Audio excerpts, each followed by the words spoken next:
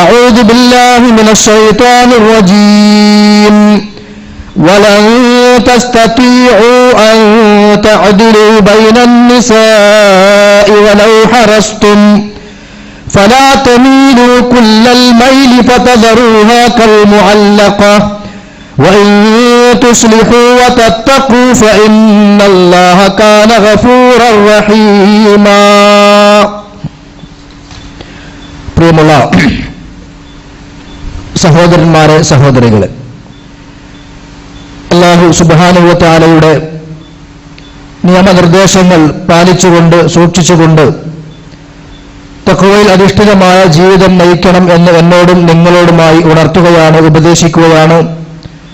അല്ലാഹു സുബ്ഹാനഹു വ തആല നമുക്ക് ഏവർക്കും അതിന് തൗഫീഖ് നൽകി അനുഗ്രഹിക്കുമാറാകട്ടെ. മരണം വരെ ഈമാനിലും തഖ്വയിലും ഇഖ്ലാസിലും അവൻ നമ്മെ നിലനിർത്തി തരുമാകട്ടെ. കഴിഞ്ഞ 1-2 ഖുതുബകളിൽ സാധാരണയായി ജനങ്ങൾ നിസ്സാരമായി കണ്ടുകൊണ്ടിരിക്കുന്ന, അതല്ലെങ്കിൽ അറിവില്ലായ്മയിലൂടെ ചെയ്തുകൊണ്ടിരിക്കുന്ന ചില തിന്മകളെ സംബന്ധിച്ചാണ്, ഹറാമുകളെ സംബന്ധിച്ചാണ് നമ്മൾ വിശദീകരിച്ചത്. അവസാനമായി പറഞ്ഞത് നമസ്കാരത്തിലുള്ള അമിതമായ ചലനങ്ങളെ സംബന്ധിച്ചായിരുന്നു. 1-2 കാര്യങ്ങൾ കൂടി പള്ളിയുമായി ബന്ധപ്പെട്ടുകൊണ്ടും നമസ്കാരവുമായി ബന്ധപ്പെട്ടുകൊണ്ടും സൂചിപ്പിക്കേണ്ടതായിട്ടുണ്ട്. അതിൽ ഒന്ന്, ജമാഅത്തായി നമസ്കാരം നിർവഹിക്കുമ്പോൾ ശ്രദ്ധിക്കേണ്ടുന്ന വളരെ പ്രധാനപ്പെട്ട ഒരു കാര്യം. നമ്മുടെ ദൃഷ്ടിയിൽ ചിലപ്പോൾ അത് എന്താണ് ഇത്ര ഗൗരവം അതിൽ എന്നൊക്കെ നമ്മൾ ചിലപ്പോൾ ചിന്തിച്ചേക്കാം. പക്ഷേ നബി സല്ലല്ലാഹു അലൈഹി വസല്ലമ പഠിപ്പിക്കുന്നു അങ്ങനെ ഉണ്ടാകാൻ പാടില്ല എന്ന്. അതായത് ജമാഅത്തായി നമസ്കാരം നിർവഹിക്കുന്ന വേളയിൽ ചില സന്ദർഭങ്ങളിലൊക്കെ നമ്മൾ ഇമാമിനെ മറികടന്നു പോകുന്ന രംഗങ്ങൾ ഉണ്ടാകാറുണ്ട്. ഇമാമിനെ മുൻകടന്നുകൊണ്ട് നമ്മൾ നമസ്കാരത്തിലെ റുകൂഇലേക്കും സുജൂദിലേക്കും ഒക്കെ എത്തിച്ചേരുന്നു. അതായത് സുജൂദിൽ നിന്ന് ചിലപ്പോൾ ഇമാം ഉയരുകയാണ് അല്ലാഹു അക്ബർ എന്ന് പറഞ്ഞിട്ട്. നമ്മൾ അല്ലാഹു അക്ബർ എന്ന് കേൾക്കുമ്പോഴേക്കും നമ്മൾ ഉടനെ എണീക്കുകയും ഇമാമ് നിവർന്ന് നിൽക്കുന്നതിന് മുമ്പേ നമ്മൾ നൃത്തത്തിലേക്ക് എത്തുകയും ചെയ്തിട്ടുണ്ട്. ഇമാം ചിലപ്പോൾ അല്പം സാവകാശമുള്ള ആളായിരിക്കും. ആ ശബ്ദം കേൾക്കുമ്പോഴേക്കും നമ്മൾ ഉയർന്നു കഴിഞ്ഞു, ഇമാമിന്റെ മുമ്പ് നമ്മൾ എത്തിച്ചേരുകയാണ് നൃത്തത്തിലേക്ക്. ഇത് അല്ലാഹുവിന്റെ ശറഅ അനുസരിച്ചുകൊണ്ട് വളരെ ഗൗരവമുള്ള വിഷയമാണ്.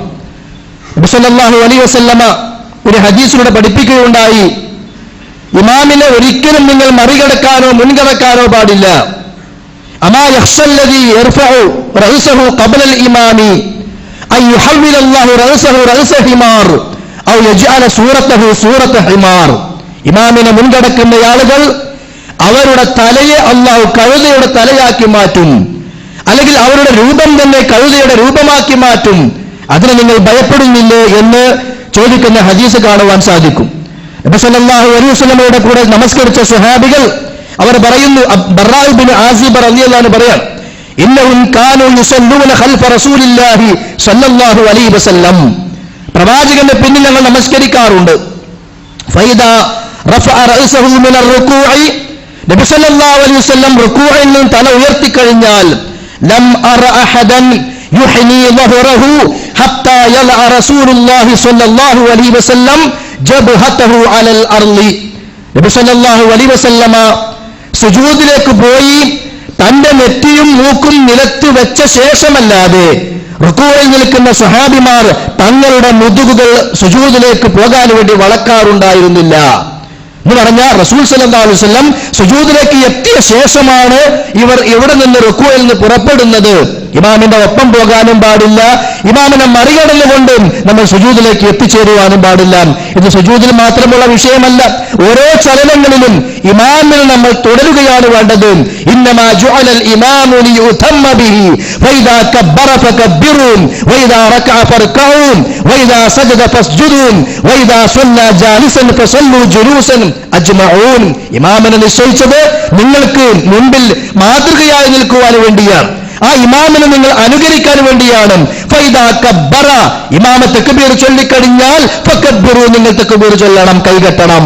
അപ്പൊ കഴിഞ്ഞതിനു ശേഷം വഇദാ റകഅ ഫർകഉ, ഇമാം റുകൂഇലേക്ക് എത്തിയിട്ട് നിങ്ങൾ റുകൂഇലേക്ക് പുറപ്പെടാവൂ. ഇമാമിന്റെ ഒപ്പം പോകാൻ പാടില്ല, ഇമാമിന്റെ മുമ്പേ എത്തുവാനും പാടില്ല. വഇദാ സജദ ഫസ്ജുദൂ, ഇമാം സുജൂദ് ചെയ്താൽ നിങ്ങളും സുജൂദിലേക്ക് പോകണം, നിങ്ങൾ സുജൂദ് ചെയ്യണം. ഈ കൽപ്പന പ്രത്യേകമായി ഹബീബ് സല്ലല്ലാഹു അലൈഹി വസല്ലം നമ്മളെ പഠിപ്പിച്ചിട്ടുണ്ട്. മറ്റൊരു ഹദീസിൽ കാണാം, ലാ തസ്ബിഖൂനി ബിർറുകൂഇ വസ്സുജൂദ്. സ്വഹാബത്തിനോട് പ്രവാചകൻ പറയാണ്, നിങ്ങൾ റുക്കൂ കൊണ്ടോ സുജൂദ് കൊണ്ടോ എന്ന് നിങ്ങൾ മുൻകടക്കാൻ പാടില്ല. അതുകൊണ്ട് ജമാഅത്തായി നമസ്കാരം നിർവഹിക്കുമ്പോൾ ഈ ഒരു വിഷയം ഗൗരവപരമായി നമ്മൾ കണക്കിലെടുക്കണമെന്ന് ഉപദേശിക്കുകയാണ്. മറ്റൊരു വിഷയം, നബി സല്ലല്ലാഹു അലൈഹി വസല്ലമ നിരോധിച്ച ഒരു കാര്യമാണ് പള്ളിയിലേക്ക് കടന്നു വരുമ്പോൾ. പള്ളി എന്ന് പറയുന്നത് അല്ലാഹുവിന് ഏറ്റവും ഇഷ്ടമുള്ള ഒരു സ്ഥലം, അവിടെ സുഗന്ധമാണ് ഉണ്ടാവേണ്ടത്, എല്ലാവർക്കും ഇഷ്ടപ്പെടുന്ന അവസ്ഥകളും സാഹചര്യങ്ങളുമാണ് ഉണ്ടാകേണ്ടത്.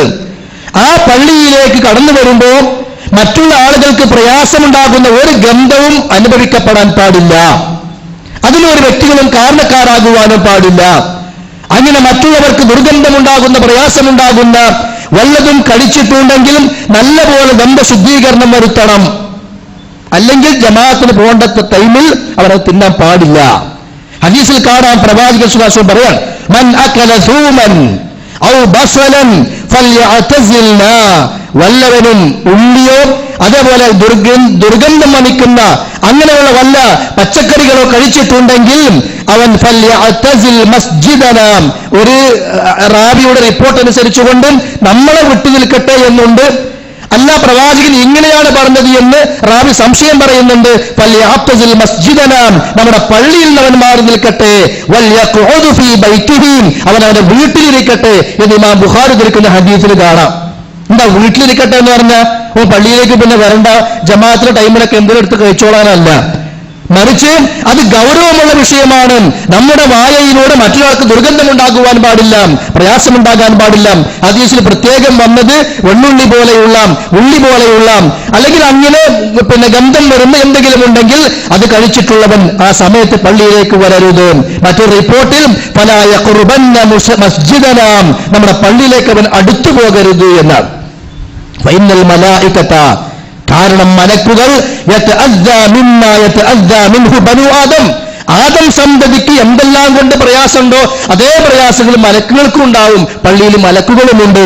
അതുകൊണ്ട് നല്ലപോലെ വായ ശുദ്ധീകരണം നടത്തിയ ശേഷം വേണം പള്ളിയിലേക്ക് വരാൻ. അതല്ലാത്ത വരവ് അത് നിഷിദ്ധമാണ്, ഹറാമാണ് എന്നാണ് നബി സല്ലല്ലാഹു അലൈഹി വസല്ലമ ഈ ഹദീസിലൂടെ പഠിപ്പിക്കുന്നത്. ഇനി സഹോദരന്മാരെ, നമ്മുടെ ധാർമ്മിക ജീവിതവുമായി ബന്ധപ്പെട്ടുകൊണ്ടുള്ള ഏതാനും ചില കാര്യങ്ങൾ.